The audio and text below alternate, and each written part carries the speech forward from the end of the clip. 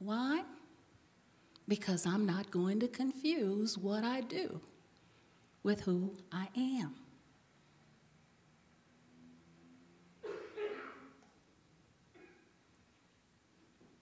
And then she goes on to tell us what resides in this land of I am. And it's beautiful. It's beautiful. She says, the songs of all my great-grandmothers reside here.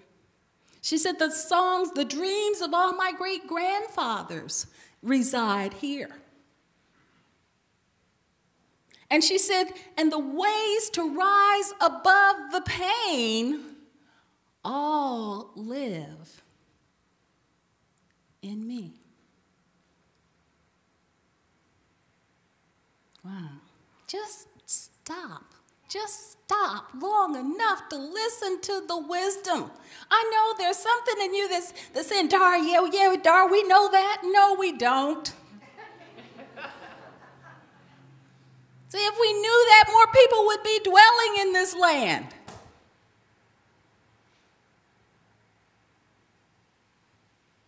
Dar, this is too simple. No, it's not. It's not too simple. Our answers are simple. They're always simple.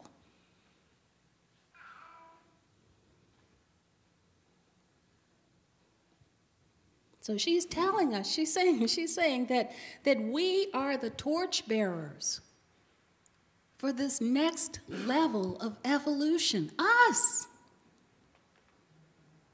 When was the last time you felt like that? That I'm part of the advancing front edge that's taking us into this next level of evolution. Is that the way you define yourself? Because if it's not, then we should. She said, we have come to a point in our evolution where we can actually rise above our pain. Wow. All that lives in us. See, the answers to do that live within us. The answers and the support that we need lives within us. We're standing on the shoulders of giants, our great-grandmothers and our great-grandfathers. We're standing on the shoulders of giants. What are we doing? What are we doing with it?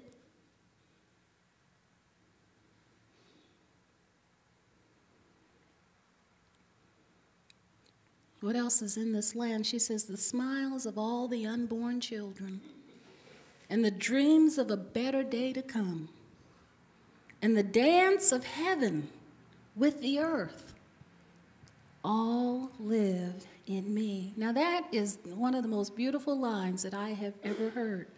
The dance between heaven and the earth. See, because when we begin to understand the meaning of I am, the real meaning, what we begin to understand is that I goes before us and prepares a place for us, and am solidifies that place in form.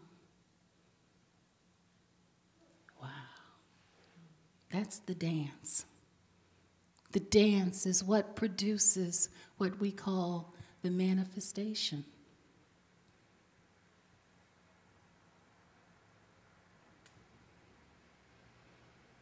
So there's this wonderful land that she's describing to us that lives within us all, that we have the ability to be in at any moment. So where are we living? Where are we living?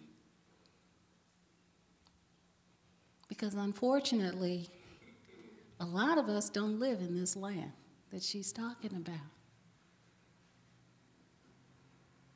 See, a lot of us, even though this land feels pretty cool that she's describing, you wonder why more people aren't choosing to live here in the land of I am.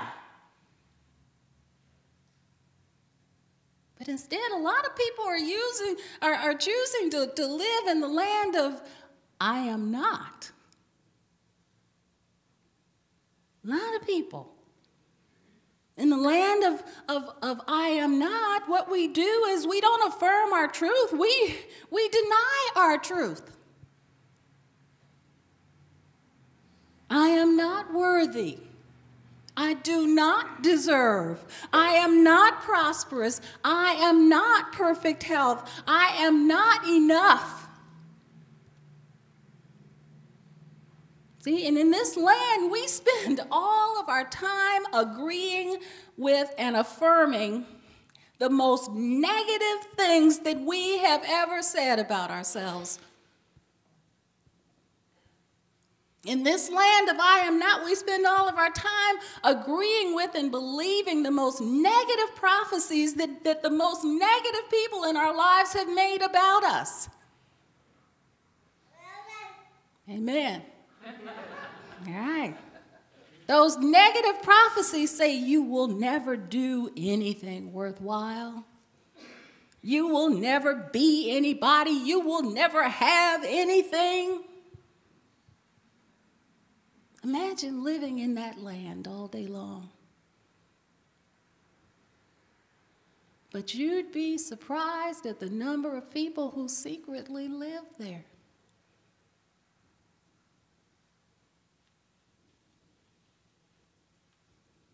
The land of I am not is very heavily populated.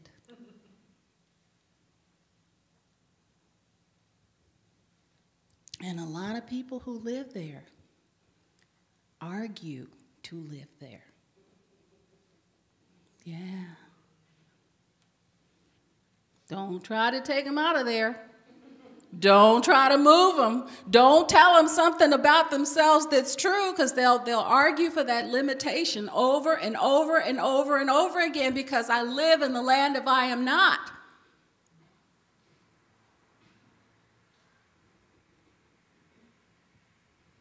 But the most beautiful thing about the land of I am not is that we can move from there in an instant.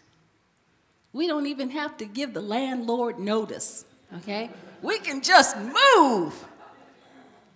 We can make a decision to decide, you know what, I'm not living in the land of I am not anymore. I'm living in the land of I am, and just be there. Over and over and over again, we have been told in life that the only way out is through. Anybody ever heard that? No. See, but what we're learning now is the only way out, and this is what quantum physics is teaching us, the only way out is to just be there. Just be in that space. Just make that decision and move.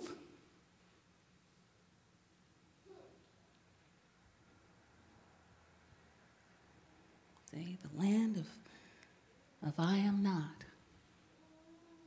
See, but you know another beautiful thing about the land of I am not is even when we're living there, the land of I am doesn't really leave, and we may not see it, but it doesn't go anywhere. The instant we make the decision to live there, it reappears. We see it. It has never left us. It has never forsaken us. That's the promise, isn't it?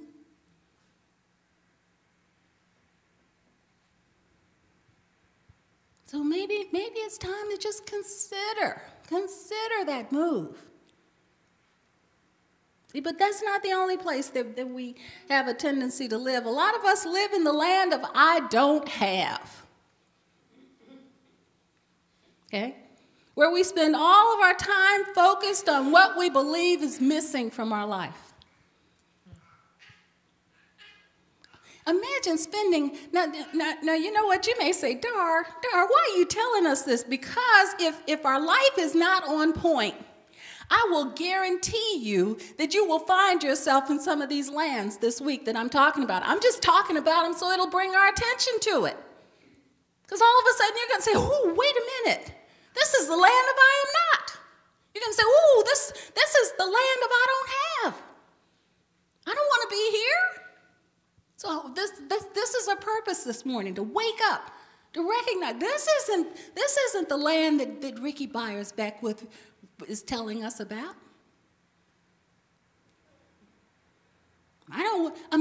Just imagine spending our whole day focused on what we don't have.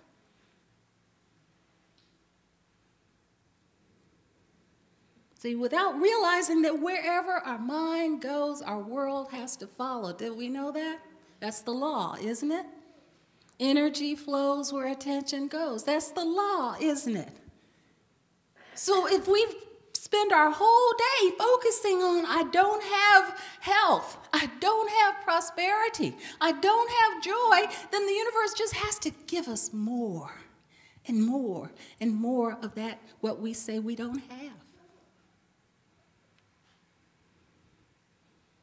So I don't have the money for my mortgage is not going to pay the mortgage. I don't have perfect health is not going to produce perfect health. I don't have a loving relationship is not going to produce that RNPM, that right and perfect mate, is it? It's not going to produce it. See, someone said, I heard this week, it was very profound. She said, she who plants weeds cannot expect to pick flowers. Isn't that beautiful? But is it true?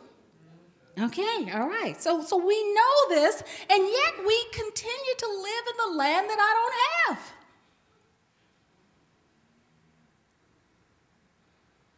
See, and this is where Thomas Trord comes in with his wisdom. He explains to us what the problem is here, as only Trord could. He says, he's basically saying, here's the problem, folks. The object of our desire is necessarily first conceived by us as bearing some relation to existing circumstances which may or may not appear favorable to it. And what we want to do is to eliminate the element of contingency and attain something which is certain in itself. He's saying the object of your desire is a complete idea. The object of our desire has within it everything necessary for it to become manifest in our world. It has everything within it necessary for that dance to take place between heaven and earth.